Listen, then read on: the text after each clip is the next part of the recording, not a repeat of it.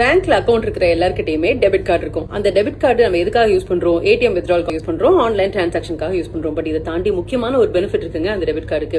எல்லா டெபிட் கார்டுமே, அது பிரைவேட் பேங்கோ அல்லது பப்ளிக் செக்டார் பேங்கோ, அந்த டெபிட் கார்டுக்கு ஒரு காம்ப்ளிமெண்டரி இன்சூரன்ஸ் உண்டு. இது என்ன இன்சூரன்ஸ்? இது மெடிக்கல் ஹெல்த் இன்சூரன்ஸ் இல்ல, இது ஆக்சிடென்டல் டெத் இன்சூரன்ஸ் சொல்லுவாங்க.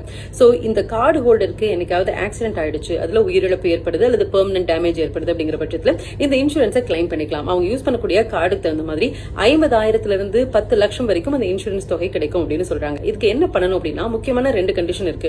அந்த ஏடிஎம் கார்டை அந்த கார்டு ஹோல்டர் 90 நாட்களுக்கு முன்னாடி, அந்த டெத் நடக்கிறதுக்கு 90 நாட்களுக்கு முன்னாடி எங்கேயாவது ஒரு இடத்துல அவங்க ஒரு பிஓஎஸ்லயோ இல்லைன்னா ஒரு ஏடிஎம் மூலமாகவோ அதை பயன்படுத்தி இருக்கணும். அண்ட் 2வது ஆக்சிடென்ட் நடந்து 90 நாட்களுக்குள்ள அதை கிளைம் பண்ணணும்னு சொல்றாங்க. பேங்க் மேனேஜரை கான்டாக்ட் பண்ணும்போது அவங்க எல்லா டீடைல்ஸும் சொல்லுவாங்க. குறிப்பாக அந்த ஆக்சிடென்ட் நடந்த உடனே எஃப்ஐஆர் ஃபைல் பண்றது போலீஸ் ஸ்டேஷன்ல, அண்ட் அந்த ஹாஸ்பிட்டல்ல இருந்து death certificate and postmortem report, இந்த மாதிரி சில டாக்குமெண்ட்ஸ் கேட்பாங்க. இதை அட்டாச் பண்ணி நம்ம அதை ஃபார்ம் ஃபில் பண்ணி நம்ம அனுப்பும்போது அந்த இன்சூரன்ஸ் தொகை அந்த குடும்பத்துக்கு கிடைக்கிறதுக்கான வாய்ப்பு இருக்குன்னு சொல்றாங்க. சோ இது நம்மள நிறைய பேருக்கு தெரியாத ஒரு விஷயம். ஷேர் பண்ணுங்க, யாருக்காவது இது பயன் கொடுக்கும்.